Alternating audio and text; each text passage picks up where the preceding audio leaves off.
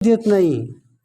साधू संतांचा जो विचार आहे तो विचार आतमध्ये शिरून देत नाही. ही माया त्या हा आलो शुक्राचार्य आहे ना, बळीराजाने काय केलं, भगवान विष्णू आले होते त्या बळीराजाच्या यज्ञामध्ये आणि त्यांनी 3 पावलं जमीन मागितली.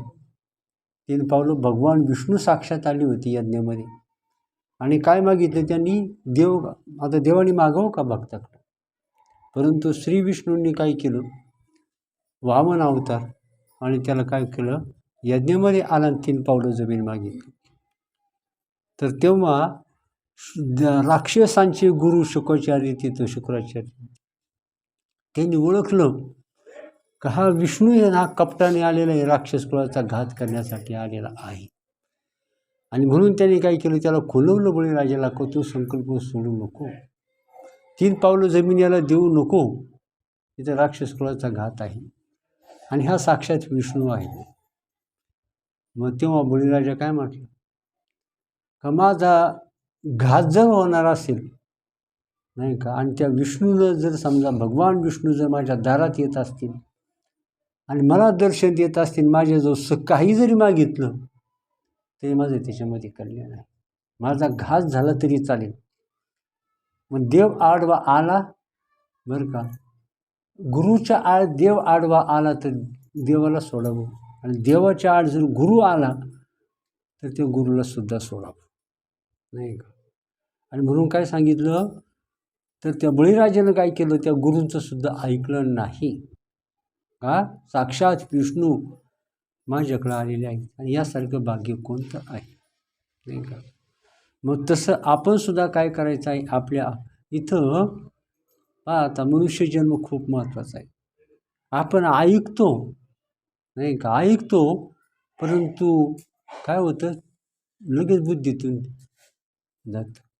काय होतं, बुद्धीतून आता जो विचार सांगितला ना, मग श्रवणी ज्ञान प्रबळे, उठून जाता ते मावळे, मागुता काम क्रोध खवळे, काय आहे ब्रह्मरूपाशी. ऐकता ऐकता मनुष्य अगदी हे होतो, परंतु हा बोध टिकणं महत्त्वाचं आहे. दिवसभर हा बोध टिकणं महत्त्वाचं. आपण सकाळी 2 घास खातो, नाश्ता करतो, 2 घास खातो, दुपारपर्यंत काळजी नाही, सगळी कामं करतो सकाळच्या 2 घासावर नाश्त्यावर, दुपारपर्यंत कामं करतो, दुपारी जेवण करतो, संध्याकाळपर्यंत धनाधन कामं करतो आणि संध्याकाळी 2 घास खाऊन पुन्हा झोपतो.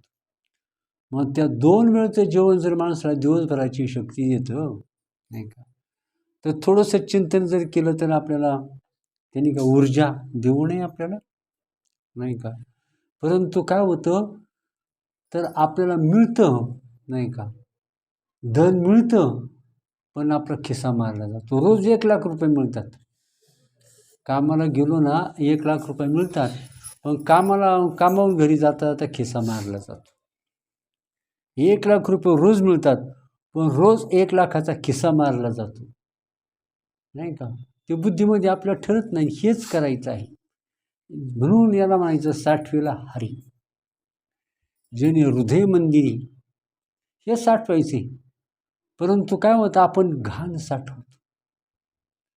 घाण साठवतो आणि मग काय आहे की मग ते देवाला साठवायला विषयच मिळत नाही. अहो तुम्हाला एक सांगतो, काही टाकायचं नाही. तुम्हाला सांगितलं का तुम्ही घरदार सोडून द्या, तुम्हाला सांगितलं का तुम्ही आजपासून जेवण करायचं नाही, आजपासून चहा बंद करा, एकदम हलक्या साड्या घालायच्या, हलके कपडे वापरायचे, कोणाशी अजिबात सासू-सासऱ्याशी नवऱ्याशी अजिबात बोलायचं नाही, सांगितलं का काही. भरपूर खा, सोन्याचा घास खा, चांगली 10,000ची साडी वापरा, चांगलं बंगल्यामध्ये राहा, चांगलं गाडीमध्ये फिरा, पैसा मिळवा, संसार करा. सांगितलं ना, सोडा म्हणून सांगितलं का. पण हे करीत असताना देवाच्या नामाला विसरू नका, हे महत्त्वाचं आहे. परंतु नेमकं काय होतं, जे होऊ नये ते होतं, देवाचं नाम विसरलं जातं आणि चित्तामध्ये तो संसार शिरतो, याला नाईलाज आहे. मग आपल्याला पश्चाताप नको व्हायला, आपण हे काय करून राहिलो, आपल्याला कळायला पाहिजे आपण विनाशाकडे जाऊन राहिलो आहोत. मग काय सांगितलं, काम क्रोध लोभ जयाची मंदे अंतरी, नाही अधिकारी ऐसा येते. ऐशा काम क्रोध लोभा झाडा कुणी ठाके उभा, तोच एवढिया लाभा गोसावी गा. ऐसिया काम क्रोध लोभा झाडा करून ठाके उभा, तोच एवढिया लाभा गोसावी गा. आपण काय घ्यायला निघालो? त्रिलोक्याचं राज्य, त्याच्यापेक्षा मोठं सुख घ्यायला निघालो. पडते नाही असं नाही. देव पाहिजे, पण कसा पाहिजे? ते 2 आळशी भावाचा दृष्टांत आहे ना. आळशी भावाचा दृष्टांत, तोंडात पडेल तेवढंच घ्यायचं, तोंडात पडेल तेवढंच घ्यायचं, सहजासहजी जेवढं जमेल तेवढंच घ्यायचं, हातपायसुद्धा हलवायचे नाही. हे गुरु काय, तुम्हीच आमची कृपा करा, तुम्हीच देवाला आणा, तुम्हीच आमच्या देवाला आतमध्ये ठेवा आणि तुम्ही त्याला बाहेर जाऊन देऊ नका. म्हणजे काय, आम्हाला सवड नाही. असं संसारामध्ये आहेच काय? संसार म्हणून तर परमार्थ तुम्ही चिंतन करता. मी सांगितलं चिंतन करा. मग साधू संतांनी काय केलं? संत सज्जनांनी घेतली प्रचिती आणि आळसी मंदमती की वितरी. साधू संतांनी प्रचिती घेतली, ते तसे झाले. माग कोण राहिले? आळशी आणि मंदमती. जे आळशी आहेत आणि जे निर्बुद्ध आहेत. निर्बुद्ध का? अहो, आपलं हित कळत नाही त्यांना शहाणं कसं म्हणावं? आपल्या स्वतःचं वाटोळं करता त्याला शहाणं कसं म्हणावं? जिथं आपला सर्वनाश आहे तिथं आपण नाक घासू, त्यांना शहाणं कसं म्हणावं? आणि जिथं आपला परम लाभ आहे तिथं आपण तहाट, त्यांना शहाणं कसं म्हणावं? नाही का? म्हणून तर इथं बुद्धी निश्चय आत्मज्ञान ब्रह्मरूप भावी आपण चिंतन. आता मग म्हणूनच काय करायचं? तर चिंतन तर करायचं. आपण चिंतन करतो.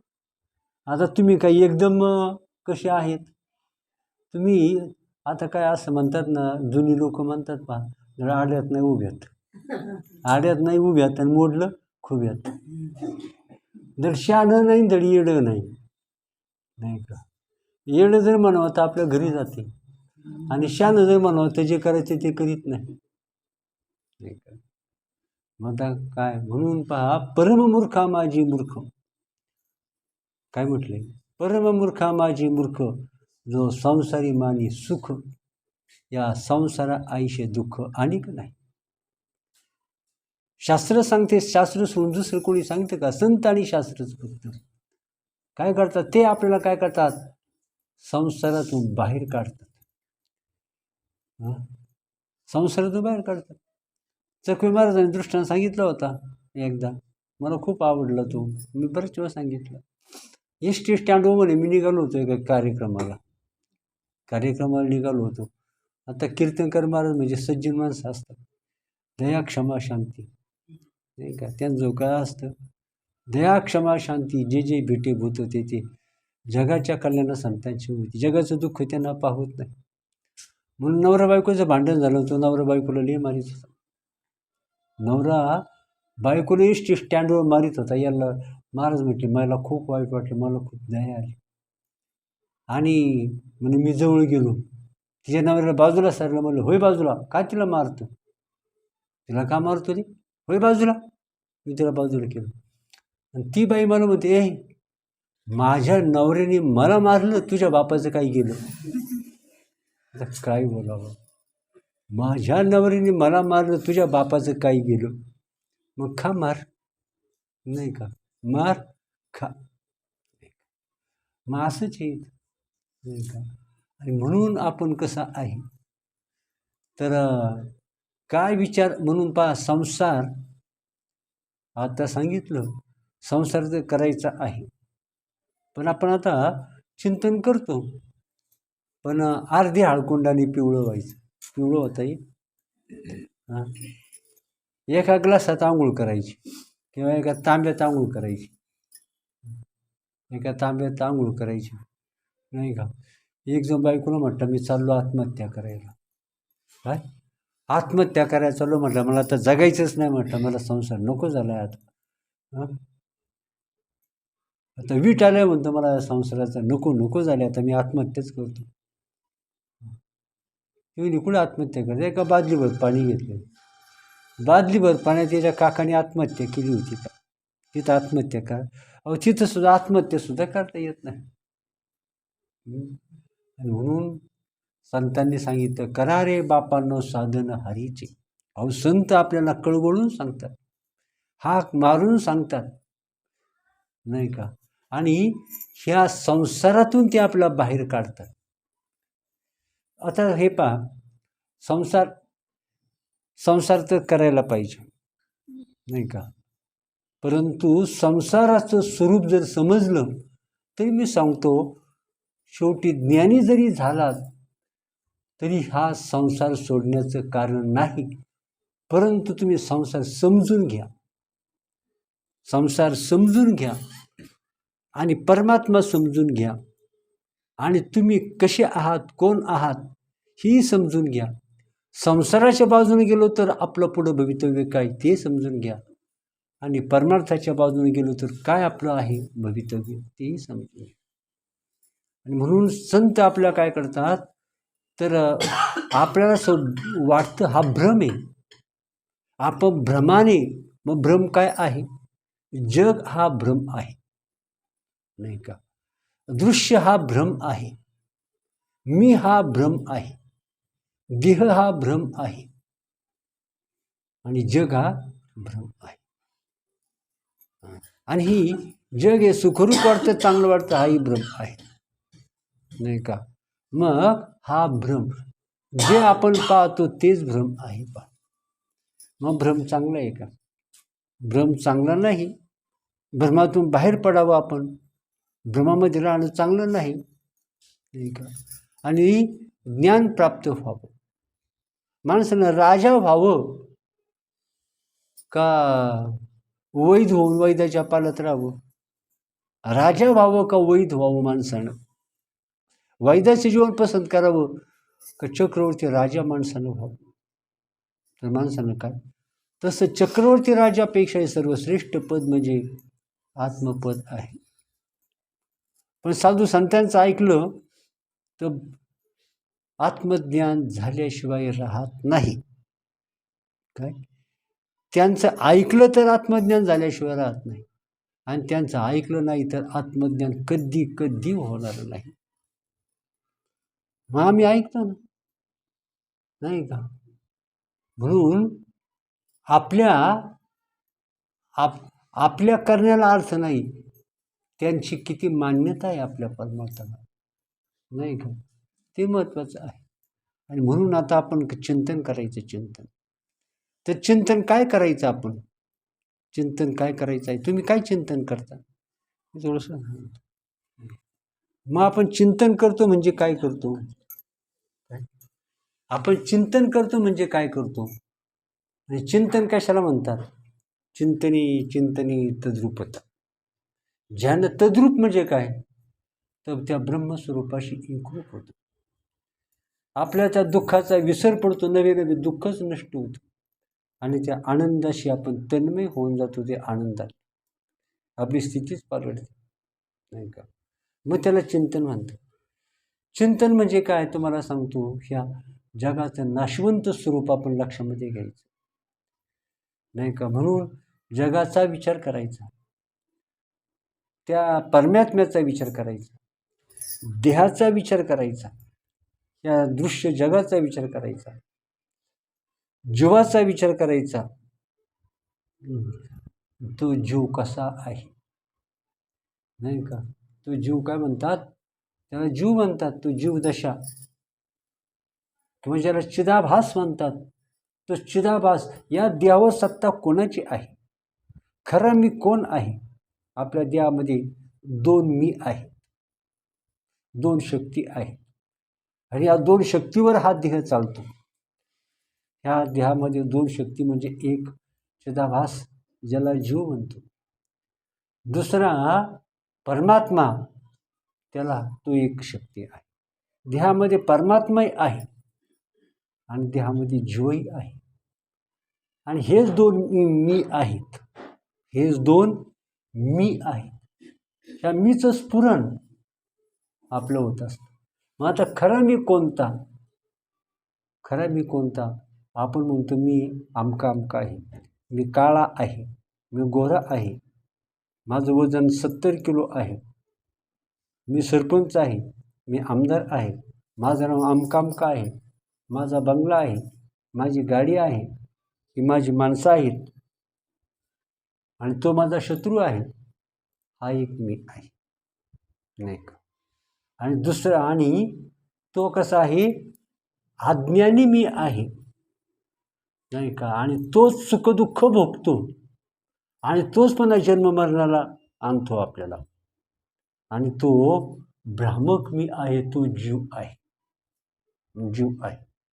आणि दुसरा मी आहे, आणि तो मी म्हणजे मी परब्रह्म आहे, मी परमात्मा आहे, तो मी, तो ज्ञानरूप आहे, तो सुखरूप आहे.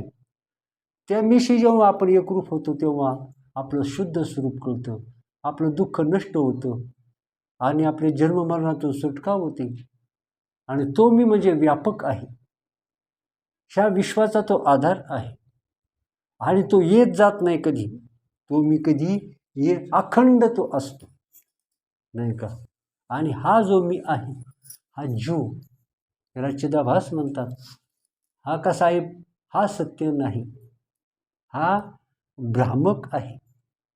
मग आत्तापर्यंत ह्या जीवानं काय केलं? ह्या देव सत्ता निर्माण केली, त्यानं पाप आणि पुण्य निर्माण केलं, त्याने अज्ञान वाढवलं आणि तो ह्या भयंकर दुःखरूप संसारामध्ये पडला. परंतु सुदैवानं काय झालं तर त्यालाच, त्या जीवालाच, त्या चिदाभासाला म्हणजे जीवाला संतांची गाठ पडली. मग संतांकडून त्यांनी श्रवण केलं, गीता भागवताचं श्रवण केलं, आत्मज्ञानाचं श्रवण केलं, सत्यज्ञान समजून घेतलं, भ्रम कशाला म्हणतात समजून घेतलं, सार काय ते समजून घेतलं, असार काय ते समजून घेतलं. आपण बुद्धीनं कोणता विचार करावा, काय करावं, काय करू नये, हे सगळं समजून घेतलं. आणि माझं सत्य स्वरूप काय आहे ह्या विचाराला तो जीव लागला. श्रीगुरूंच्या चरणाजवळ बसून त्यानं शोध सुरू केला. श्रीगुरूंच्या विचारानं, सल्ल्यानं, ज्ञानानं त्यानं मी कोण आहे याचा शोध विचार त्यानं सुरू केला. मग तेव्हा त्याला कळलं का आत्तापर्यंत मी समजत होतो की मी स्वतः हा सत्ताधीश आहे, मी स्वयंभू आहे, नाही का? आणि मी म्हणजे मीच, माझ्यापेक्षा वेगळा दुसरा कोणी आहे हे मी आजपर्यंत मानत नव्हतो.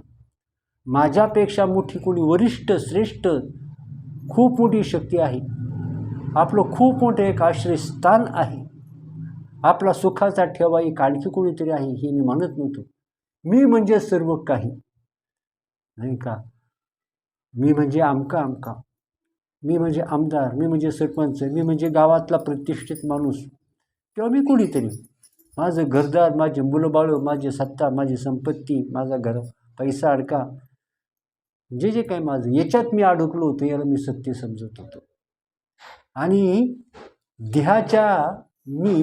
देहाचा उदय झाला आणि देहाच्या जन्माबरोबर मी जन्माला आलो आणि देहाच्या नाशाबरोबर मी काय होणार आहे? नाश पावणार आहे. आणि या जगातल्या सुखदुःखांचे हेलकावे मला बसत आहे.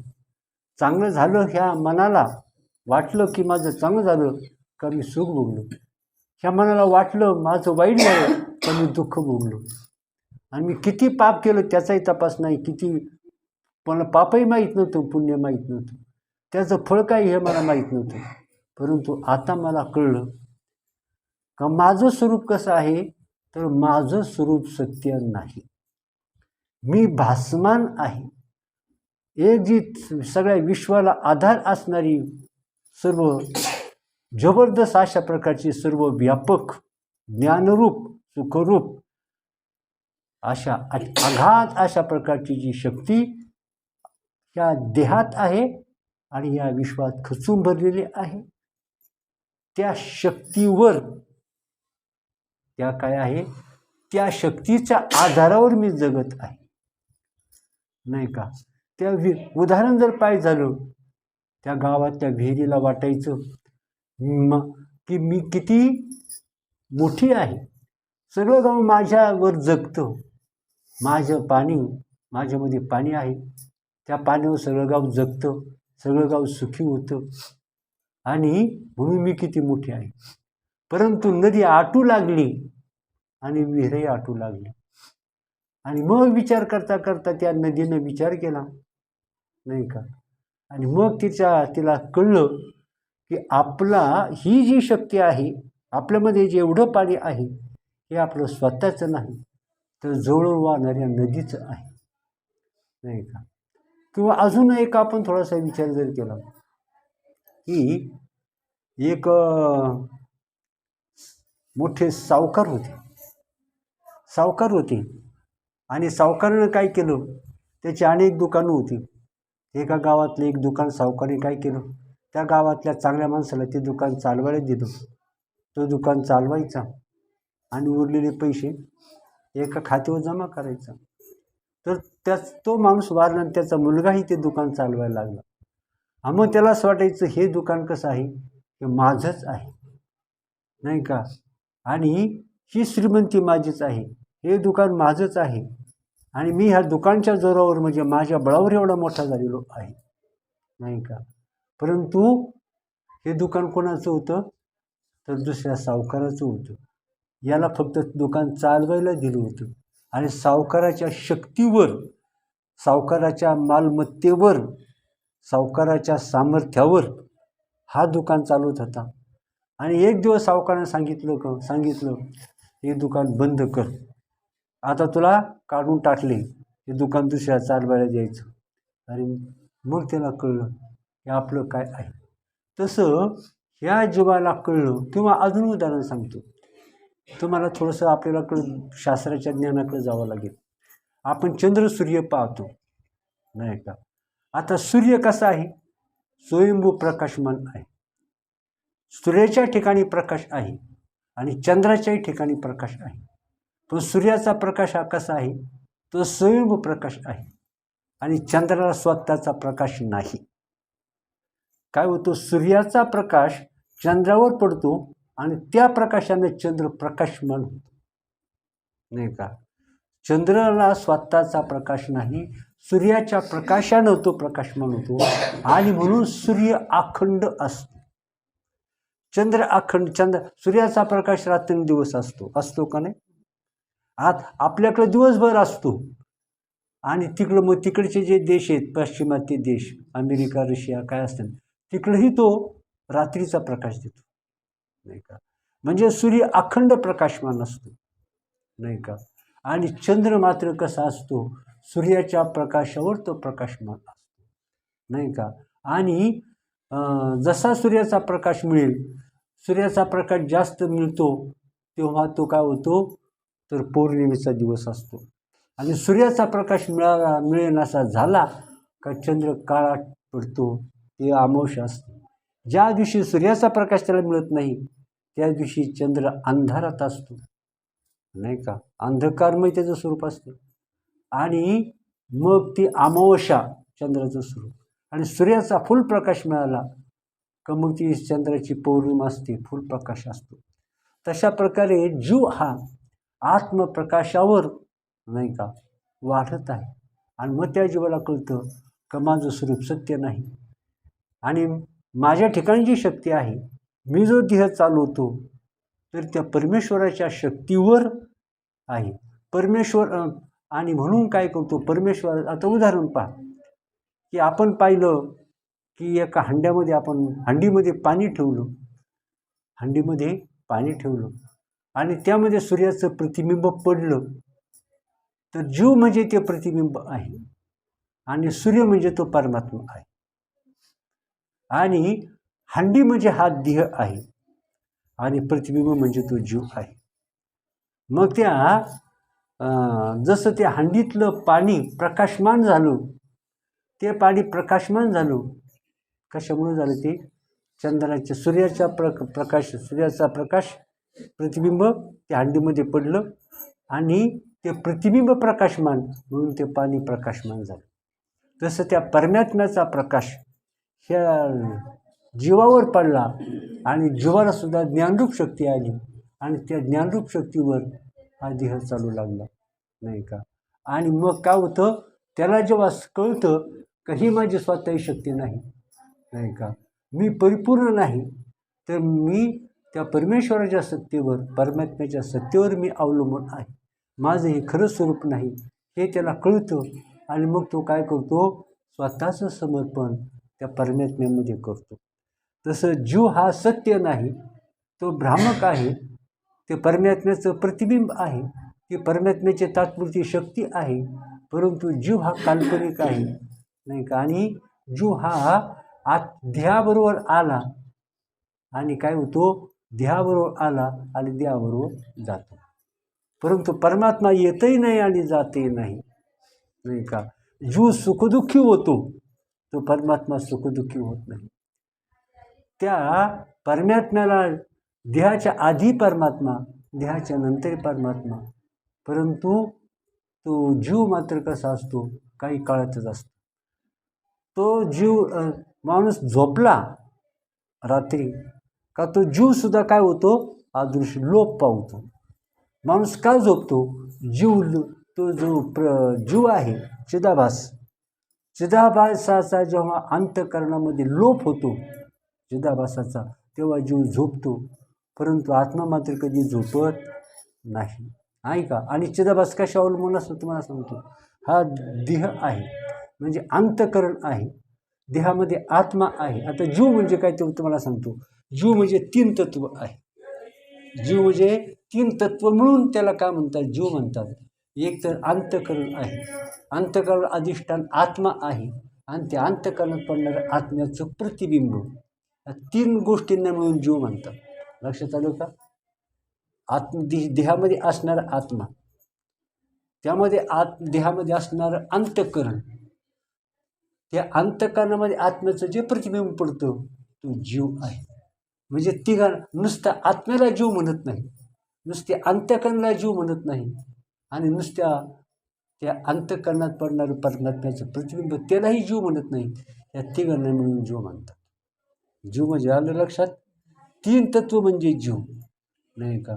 आणि आता काय होतं की जोपर्यंत अंतःकरण असतं, अंतःकरण असेल, आत्मा असेल, तर जीवाला अस्तित्व आहे. आता उदाहरणार्थ आकाशामध्ये सूर्य आहे, हंडीमध्ये पाणी आहे, म्हणून प्रतिबिंबाला अस्तित्व आहे. आकाशात सूर्य नसेल तर प्रतिबिंबच नाही. तसं देहात आत्मा नसेल तर तो जीवच नाही. म्हणजे जीवाचं असणं कशावर आहे, म्हणजे जीवाचं असणं परमात्म्यावर आहे. बिंबाचं असणं कशावर आहे, सूर्यावर आहे, नाही का, अवलंबून आहे. आणि अंतःकरण जर नसेल, हंडी जर नसेल तरी प्रतिबिंब पडू शकत नाही. त्याला हंडी पाहिजे, हंडीत पाणी पाहिजे, आणि त्यात सूर्याचं प्रतिबिंब पडलं पाहिजे, तेव्हा जीव. तसं अंतःकरण पाहिजे, अंतःकरणात सुखदुःखाच्या भावना पाहिजेत, आणि त्यात प्रतिबिंब पडायला पाहिजे, तेव्हा तो जीव झाला. मग आता तुम्हाला सांगतो, जेव्हा माणूस झोपतो तेव्हा तो काय होतो, तो सूक्ष्म देहाचा लय होतो, आणि सूक्ष्म देहाचा लय झालं का चिदाभासाचाही लय होतो, आणि चिदाभासाचा लय झाला का माणूस काय होतो, मग त्याला काही कळत नाही. कारण कोण देहावर कार्य आत्मा नाही करत, चिदाभास करतो, नाही का. आणि म्हणून आता ज्ञानी लोक काय करतात, ज्ञानाच्या साह्यानं अंतःकरण बाधित करतात, 17 तत्वांच्या सूक्ष्म देहांचा नाश करतात, आणि अंतःकरणाचा नाश झाला, अंतःकरणाचा नाश झाला का मग प्रतिबिंब राहत नाही का. अंतःकरणाचा भिंत पडली तर भिंतीवरची चित्र कशी राहणार, पडून गेली या भिंती चित्राची केवळ माती. हंडी गेली, पाणी गेलं तर प्रतिबिंब नाही. तसं अंतःकरण नाही, अंतःकरण बाधित झालं आणि मग अंतःकरण नाही, आणि म्हणून त्यामध्ये प्रतिबिंब नाही. म्हणून तो जीव कशा अवलंबून आहे, तर अंतःकरण आहे, चैतन्य आहे, आणि म्हणून तो जीव आहे. अंतःकरण नसेल, परमात्मा नसेल तर जीवही नाही. मग जीव कधी, म्हणजे जीव त्यांच्यावर अवलंबून आहे. म्हणून अंतःकरणाचा बाध झाला अंतःकरणाचा बाज झाला का जीवदशा संपली. म्हणून संत महात्मे काय करतात, 17 तत्वाचा सूक्ष्मदेह आहे त्याचा काय करतात, वाट लावतात. आणि अंतःकरणाची वाट लावली अंतःकरणामध्ये परमात्म्याचं प्रतिबिंब पडत नाही. आणि मग त्या देहावर राज्य कोण करतो, तो परमात्मा राज्य करतो. आत्तापर्यंत देहाचा नाश केला, आपलं काय केलं, अंतःकरणाचा नाश. जोपर्यंत अंतःकरण आहे तोपर्यंत जीवाची सत्ता आहे. अंतःकरणाचा नाश झाला, 17 तत्वांचा अंतःकरणाचा नाश झाला का जीव संपुष्टात आला, जीवाची सत्ता संपली. मग त्याची श्रेयाची सत्ता निर्माण होते. आणि म्हणून तो ते चालते ज्ञानाची बिंब, नाही का. मग तो साक्षात, आता जीवदशा संपली, आता तो साक्षात परब्रह्म होऊन जातो.